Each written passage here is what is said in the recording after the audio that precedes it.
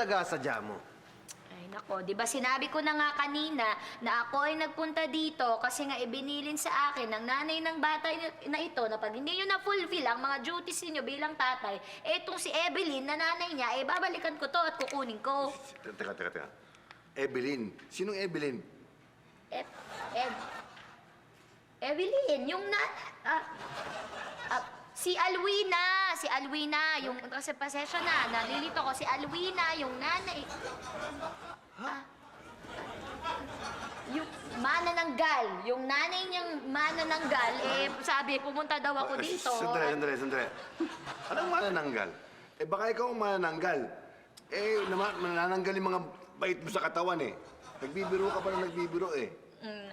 Basta yun na nga ang siste. Gusto kong magpunta dito para kunin itong bata na to na si Angela, ang nanay, eh kasi nga dapat nga daw mapabuti ang kalagayan nitong bata na si Olivia.